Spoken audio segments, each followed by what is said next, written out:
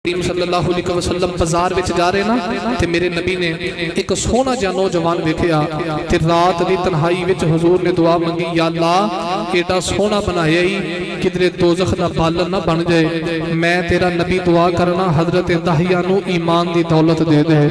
मोहम्मद जो रोकर दुआ मांगते हैं खुदा जाने खुदा से वो क्या मांगते हैं।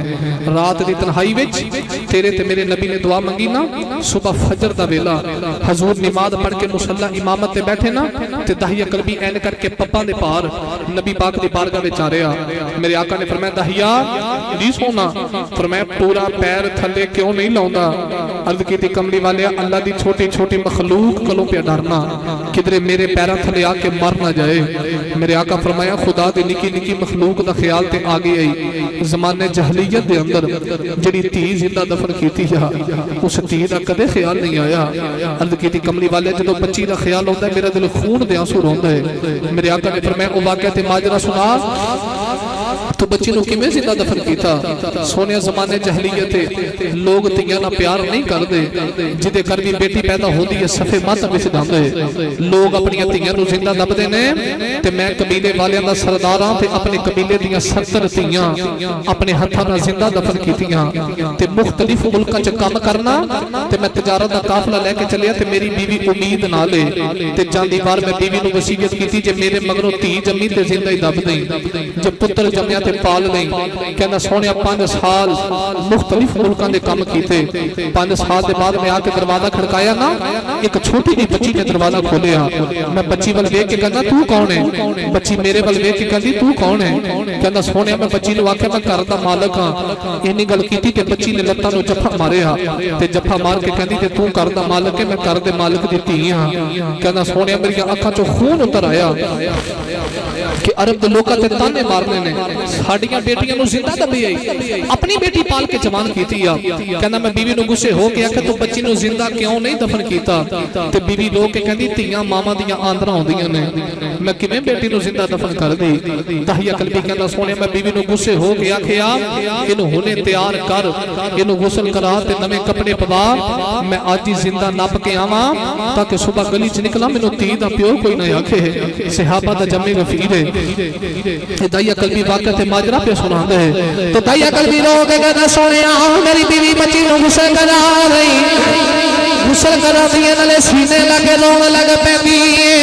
जो गुसल करा के लिए मैं बच्ची नूं लेके तुरिया, मेरी बीवी ने हाथ जोड़ ले वे दाहिया मारी ना ते मां दी जान अगर मेरी बेटी मर गई ते मां जिंदा ही मर जाएगी। वे दाहिया जिवें आखेगा तेरे घर में रानी बन के रवांगी, मेरी बेटी नूं मारी ना। कहना सुनिया मैं बीवी नूं धक्का मारिया, बच्ची नूं लेके तुरदा जा रहा, बच्ची मेरे नाल गल्लां करदी है, बाबा बाबा करदी है। कहंदी है बाबा किथे तुर गया से जो लोगों के पुत्र अपने मापियां नाल खेडदे रहे ने, अब्बा मैं ते तेरियां रावां वेखदी रही हां। बच्ची रो के कहंदी बाबा मैनूं नानके लेके चले आए, वे बाबा नवे खिडौने लेके देन चले आए। कहना सोने बच्ची बाबा बाबा कर दी, मैं बच्ची दे नाल बोलदा ही नहीं। मैं बच्ची नूं लेके जंगल भी माने लाके च आ गया, बच्ची नूं धुप्पे बिठा के बच्ची दी कमर पिया कढना। कहंदा कमली वाली मैनूं पसीना आउंदा है, बच्ची अपना कपड़ा लेके मेरा पसीना साफ कर ली।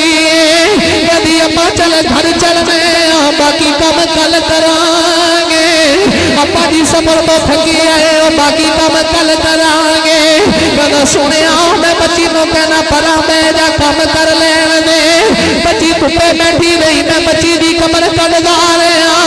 कमली वाली जदों कमर तैयार होई मैं बच्ची नूं आवाज़ मारी, बच्ची दौड़दी मेरे वल आ रही, अप्पा सीने लाएगा अप्पा लाड लड़ेगा। कहंदा कमली वाली बच्ची मेरे करीब ही मैं धक्का मारिया कबर च गिर गई। लाता वाली कलेजा फट जाता है। अज भी अद्धी रात वेले बाप काम तो ना आया है, पुत्र सो जाते ने बेटी रावां वेखदी है। अज भी रात बेटी नहीं सौंदी मेरा बाबा नहीं आया। ये मौत का वेला तेरे ते भी आना ते मेरे ते भी आना है। जब आखिरी वेले मंदियां चुनिया जांदियां ने यार के बेली कहते ने जनाजे का टाइम हो गया है। उस वेले तियां मती का पावा नहीं छड़दियां, उन्होंने पता मती खाली आनी है। मेरी ते बादशाही मेरे बाबे नाल भाई अकल भी कहना सोने मैं जिंदा बच्ची ते मिट्टी पान लग पिया। बच्ची ने इंज करके निके निके हाथ जोड़ ले, रो के कहती अम्मा मारी ना, जे मेरी सूरत चंगी नहीं लगी मेरे सामने नहीं आवागी, पर बाबा मारी ना, कल शादी करेगा तेरे को समान नहीं मंगदी, पर अम्मा मारी ना, इको जोड़े की जिंदगी को लाल देवांगी बाबा मारी ना। कहना सोने बच्ची बाबा बाबा कर दी, मैं भी बच्ची ते मिट्टी पाई जा रहा, बच्ची हाथ जोड़ के कभी अम्मा तीज नहीं करी, मैं ते तेरी बचड़ी बाबा मैं ते तेरी अपनी। कहना सुने मैनू तरस नहीं आ रहा, मैं मिट्टी पांदा रहा, बच्ची रो के कभी बाबा मैनू क्यों पिया मारना है। कहना सुने तरस नहीं आ रहा, मैं बच्ची ते मिट्टी पाई जा रहा, बच्ची रो के कहती बाबा मट्टी मेरे पैरों वाले पासियों पावी, तू मट्टी पाता जाएगा मैं तेरी सूरत वेखदी जावांगी।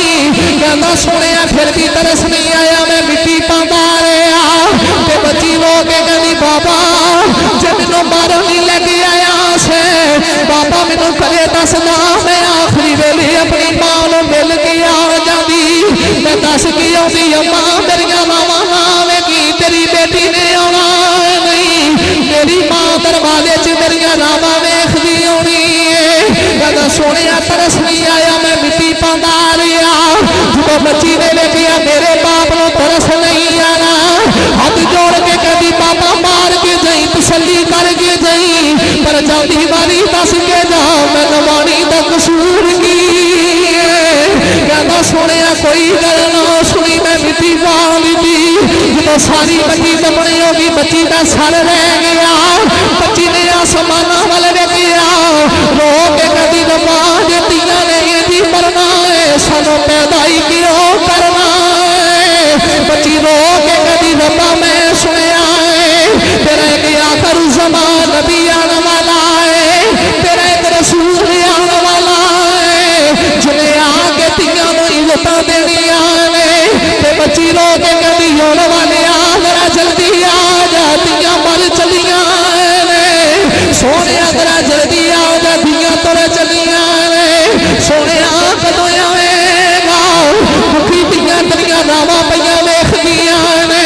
भाई अकल भी कहना सोने बच्ची ते मिट्टी पा के कबर बनाया, हुण रात नूं सोना पापा पापा दियां मावां आउंदियां ने, सोने मेरी रातां दी नींदर उड़ गई है, दिन दा करार उड़ गया है, मेरे आका गल सुन के सारो कतार रोए, भाई अकल भी गल सुना के चुप कर गया।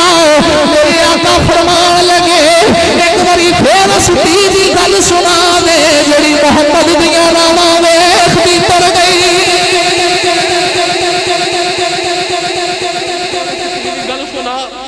जेड़ी मुहम्मद दियां रावां वेखदी तुर गई। दाही अकल भी ने मुड़ गल सुनाई, मेरे नबी मुड़ ज़ारो कतार रोए। फिर नबी करीम अलैहि सलाम ने फरमाया हुण तो साडी बारगाह विच आए हैं, साडी ज़ात रहमत लिल आलमीन है, 70 गुनाह ते की 70,000 गुनाह भी कीते होणगे, रब साडा सदका माफ करेगा। फिर मेरे नबी ने बेटी दा मुकद्दर बयान कीता। हजूर फरमाते ने जिन्हों रब दो तियां देवे उन्हां नूं पाल पोस के जवान करके शादी करके विद्या करे, अपने घर सुखी वसन दुखी वसन। मेरे आका फरमाया जेड़ा दो तियां पाल के शादी करके जवान करके विद्या करेगा ना, जिवें दो उंगलां नाल ने, इंज जन्नत विच मुहम्मद दे नाल होवेगा। हातम ताई दी बेटी मेरे नबी दी बारगाह च कैदन बन के आई, सिर तो दुपट्टा ले गया, हजरत उमर फारूक के करीब खड़ी है। मेरे आका ने फरमाया उमर जी कमली वाले आ, फरमाया बेटी दे सिर तो दुपट्टा दे, सोनिया काफर दी बेटी है। हजूर फरमाया उमर धी होंदी है, जे मुहम्मद अपनी धीयां दे सिर नंगे नहीं वेख सकदा, मैं कहना दियां धीयां दे सिर नंगे नहीं वेख सकदा। इस बात करी दा बाबा दे गया धीयां परदेस दे बाबल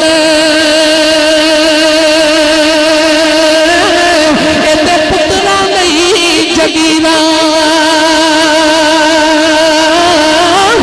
चुप रहना कुछ न कहना दिया तकदीरां सदा वसदा रवे तेरा दवारा या रसूल अल्लाह जिते होंदे गरीबां दा गुजारा या रसूल अल्लाह किसे नु मान दौलत ते किसे नु है इबादत ते ऐ सुन्नियां नु सिर्फ तेरा सहारा या रसूल अल्लाह लियाओ भी खत्म सी पड़ी